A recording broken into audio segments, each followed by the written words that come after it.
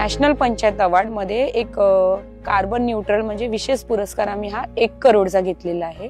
तर त्याचा सगळा श्रेय ज्यांनी ज्यांनी विरोध केला मी त्यांना श्रेय देणार। 2025 साली राष्ट्रीय पंचायत पुरस्कार मिळवणाऱ्या सरपंच योगेश्वरी चौधरी त्या गोंदिया जिल्ह्यातल्या डव्वा गावच्या सरपंच आहेत। त्यांच्या गावाला कार्बन न्यूट्रल गाव या विभागात पहिला पुरस्कार मिळाला। नूतनक्षम ऊर्जेचा वापर करत शून्य कार्बन उत्सर्जन करणाऱ्या गावांमध्ये त्यांचं गाव अव्वल ठरलं।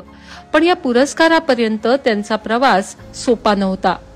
गावच्या राजकारणात 2023 साली उतरताच त्यांचं चारित्र्य हनन सुरू झालं।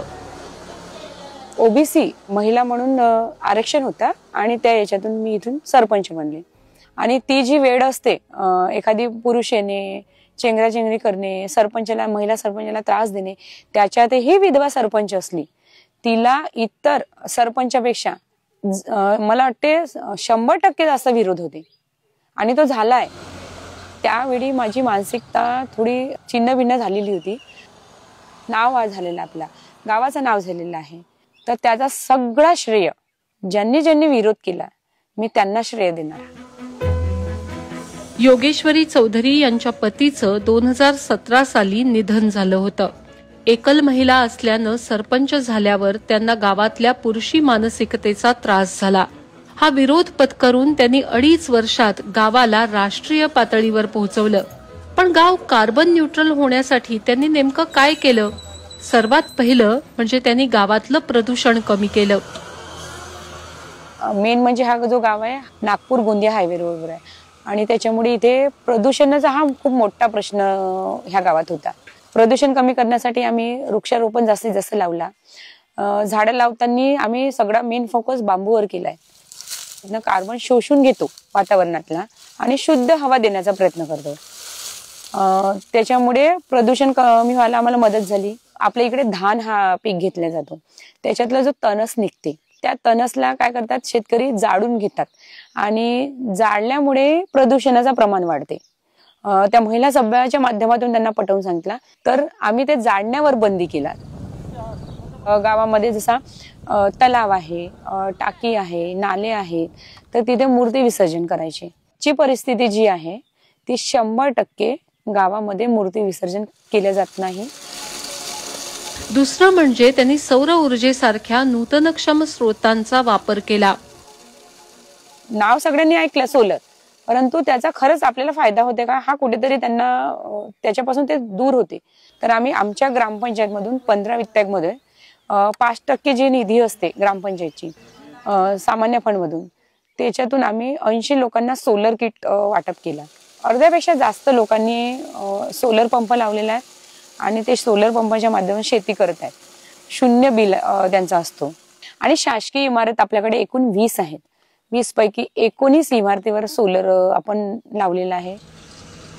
पवन ऊर्जा जे आहे ते 2 लावले, एक ग्रामपंचायतला लावला आणि एक आम्ही पाणी टंकीवर लावलेला आहे। तिसरं काम त्यांनी हाती घेतलं ते रेन वॉटर हार्वेस्टिंगचं म्हणजे पावसाचं पाणी जमिनीत मुरवण्याचं।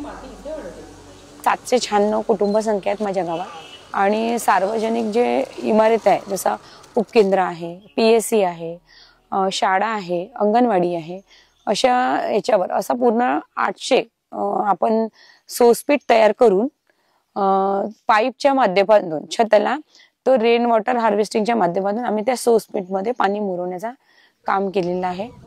तलावाचा जो एक्स्ट्रा पाणी असते तो जमिनीत मुरवण्याचं आम्ही काम केलेलं आहे आणि बाकीचा पाणी हा तलावात राहील आणि एक्स्ट्रा वाहून न जाता तलावाच्या बाहेर न निघता तो जमिनीत मुरेल। आणि चौथं काम म्हणजे घनकचरा व्यवस्थापन काटेकोरपणे करणं।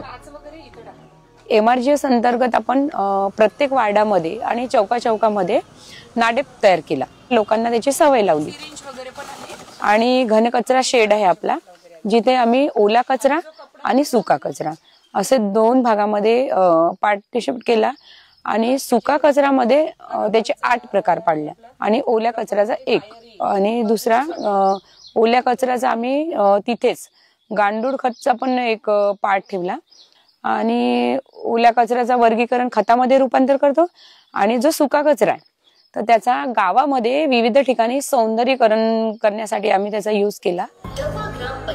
डव्वा ग्रामपंचायतीला त्यांच्या 2.5 वर्षांच्या कार्यकाळात अनेक पुरस्कार मिळालेत. विशेष पुरस्कार सांडपाणीसाठी आम्ही घेतलेला आहे. 50,000चा तो एक पुरस्कार घेतला आहे. स्मार्ट मध्ये 10 लाखाचा पुरस्कार घेतलेला आहे आणि स्वच्छ गाडगे बाबामध्ये 60,000चा तालुकास्तरीय पुरस्कार घेतलेला आहे. आणि माझी वसुंधरा अभियान 4.0 याच्यात आम्ही राज्यातून 3रा क्रमांक हा 50 लाखाचा पुरस्कार घेतलेला आहे. नॅशनल पंचायत अवॉर्ड मध्ये एक कार्बन न्यूट्रल म्हणजे विशेष पुरस्कार आम्ही हा 1 करोडचा घेतलेला आहे.